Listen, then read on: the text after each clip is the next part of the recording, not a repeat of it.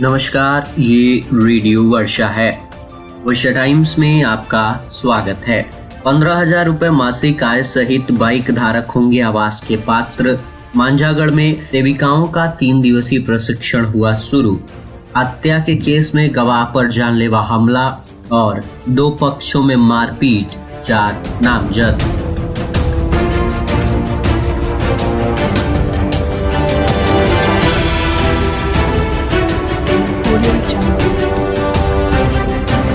वर्षा times के साथ मैं नवनीत। अब वर्षा टाइम्स विस्तार से। फुलवरिया संवाददाता त्रिलोकीनाथ दुबे के अनुसार अब 15,000 रुपए मासिक आय सहित बाइक रखने वाले लाभुकों को भी आवास योजना के पात्र होंगे, जबकि 14 वर्ष पूर्व में 10,000 रुपए मासिक आय रखने वाले ही आवास योजना का पात्र माने जाते थे। विभाग ने पुराने नियमों में बदलाव लाते हुए नई आवास सर्वे शुरू करने का निर्णय लिया है, जिसका कार्य प्रगति पर है। इसके लिए आवास सहायक के साथ साथ विकास मित्र घर घर जाकर सर्वे कार्य में लगे हुए हैं। इससे संबंधित एक आवश्यक बैठक डीडीसी कुमार निशांत विवेक ने मंगलवार को स्थानीय प्रखंड कार्यालय स्थित सभागार में आयोजित की, जिसमें स्थानीय बीडीओ पूजा कुमारी के अलावे डीआरडीए निदेशक राकेश चौबे, जिला मनरेगा कार्यक्रम पदाधिकारी दिलीप कुमार पासवान, जिला स्वच्छता कोऑर्डिनेटर अरविंद कुमार ठाकुर सहित मनरेगा कर्मी, विकास मित्र, आवास सहायक व स्वच्छता कर्मी उपस्थित हुए। डीडीसी ने बताया कि आवास सर्वे का कार्य तेज गति से करते हुए आगामी 28 फरवरी तक प्रतिवेदन देने का निर्देश कर्मियों को दिया गया है।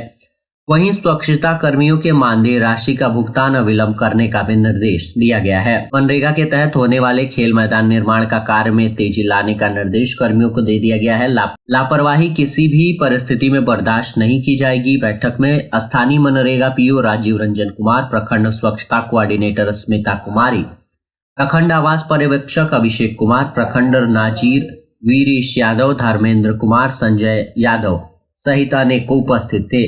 मांझागढ़ संवाददाता सुधीर श्रीवास्तव के अनुसार 0 से 6 वर्ष तक बच्चों का ग्रोथ बढ़ाने तथा कुपोषण भगाने और पोषण ट्रैकर पर कार्य करने की जानकारी हेतु मांझा प्रखंड अंतर्गत कार्यरत आंगनबाड़ी सेविकाओं को मंगलवार से मांझा प्रखंड कार्यालय के मीटिंग हॉल में 3 दिवसीय प्रशिक्षण देने का शुभारंभ किया गया।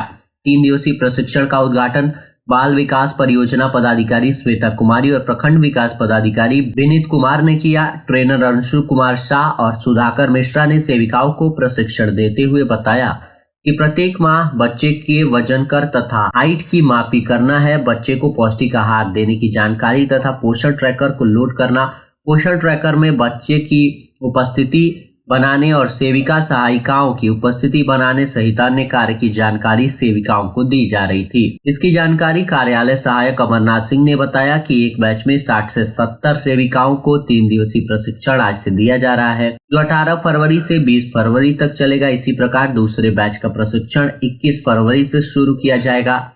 4 बैच में सभी सेविकाओं को 3 दिवसीय प्रशिक्षण देकर प्रशिक्षित कर दिया जाएगा कि सेविकाओं को पोषण ट्रैकर संबंधित कार्य करने में हो रही परेशानियों को दूर किया जा सके।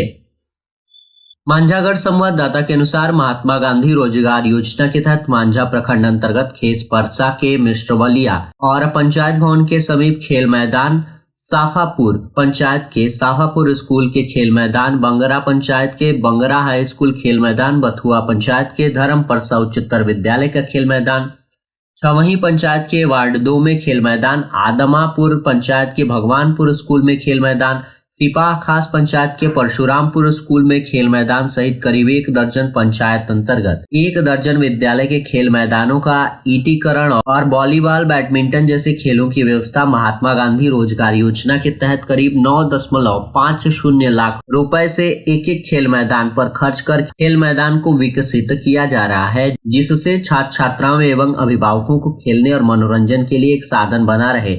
इसकी जानकारी मनरेगा के प्रोग्राम पदाधिकारी प्रमोद कुमार ने दी।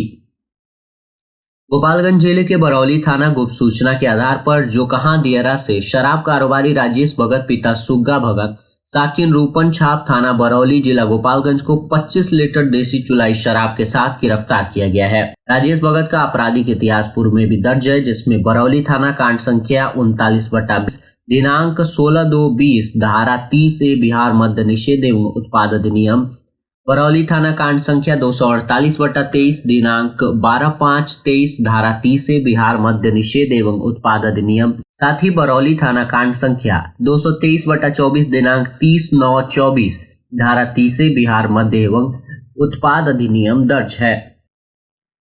पूर्व मुखिया अब्दुल सलाम उर्फ असलम मुखिया की हत्या के बाद अब उनके छोटे भाई अब्दुल हन्नान को भी मौत के घाट उतारने की साजिश की गई। संयोगवश किस्मत से इस बार साथ दिया और वे गंभीर रूप से घायल स्थिति में अस्पताल पहुंचा दिए गए।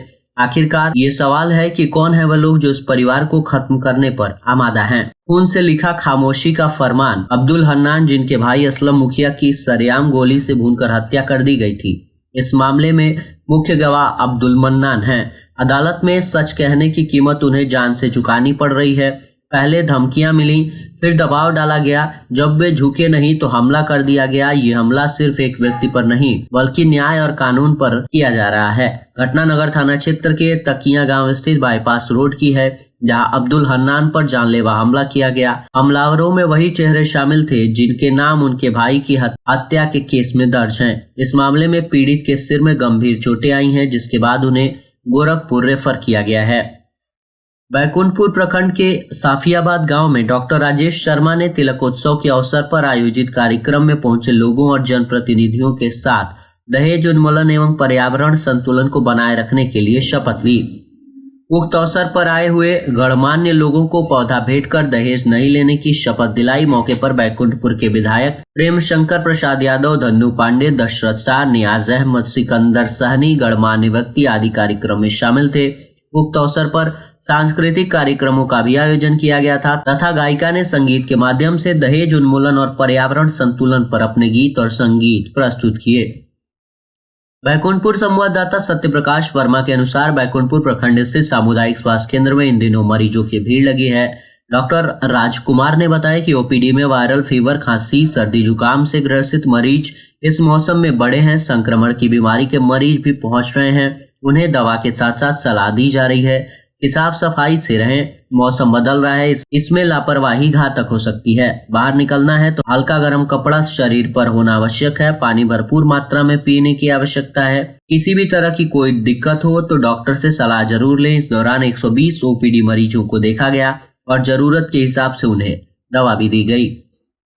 भोरे संवाददाता अजय त्रिपाठी के अनुसार बिजली कंपनी ने मंगलवार को अभियान चलाकर प्रखंड के 16 बड़े बकायेदारों का कनेक्शन काट दिया। इसकी जानकारी देते हुए जेई सुदीप कुमार ने बताया कि वैसे ग्राहक जिनका बकाया काफी लंबे समय से चल रहा था, उनका कनेक्शन काट दिया गया है।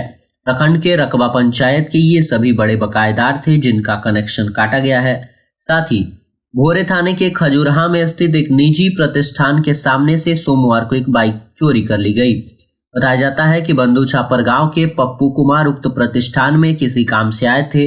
बाइक खड़ी कर अंदर चले गए थे। इसी दौरान दो युवक वहां पहुंचे और आपस में बात करते हुए बाइक का लॉक तोड़कर उसे लेके चले गए। ये पूरी घटना प्रतिष्ठान में लगे सीसीटीवी कैमरे में कैद हो गई। देखते ही देखते ये क्लिप सोशल मीडिया पर वायरल हो रही है। फुलवरिया संवाददाता के अनुसार थाने के पवार बतरहा गांव में रविवार की देर शाम पुराने रंजिश को लेकर दो पक्षों में जमकर मारपीट हो गई, जिसमें 2 लोग घायल हो गए। सभी घायलों का इलाज स्थानीय सामुदायिक स्वास्थ्य केंद्र फुलवरिया में कराया गया। घायलों में प्रथम पक्ष के जुबैर अहमद व दूसरे पक्ष के एजाज अख्तर शामिल हैं। दोनों आपस में भाई हैं। इसको लेकर दोनों तरफ से अलग अलग प्राथमिकियां दर्ज कराई गई हैं, जिसमें 4 को नामजद किया गया है। प्रथम प्राथमिकी जुबैर अहमद ने दर्ज कराई है, जिसमें अपने सहोदर भाई एजाज व उनकी पत्नी पर मारपीट कर घायल कर देने व गले से सोना व चैन छीन लेने का आरोप लगाया है। वहीं दूसरे पक्ष के एजाज अख्तर ने भी प्राथमिकी दर्ज कराई है, जिसमें अपने ही भाई जुबैर व उनकी पत्नी पर बच्चों के विवाद में मारपीट कर घायल कर देने का आरोप लगाया है। थानाध्यक्ष जय हिंद यादव ने बताया कि दोनों तरफ से प्राप्त आवेदनों के आधार पर प्राथमिकी दर्ज कर इस मामले की छानबीन की जा रही है। और अंत में सुर्खियां एक बार फिर। 15,000 रुपए मासिक आय सहित बाइक धारक होंगे आवास के पात्र। मांझागढ़ में सेविकाओं का 3 दिवसीय प्रशिक्षण हुआ शुरू। हत्या के केस में गवाह पर जानलेवा हमला और 2 पक्षों में मारपीट, 4 नामजद। वर्षा टाइम्स का ये अंक यहीं समाप्त हुआ। नमस्कार।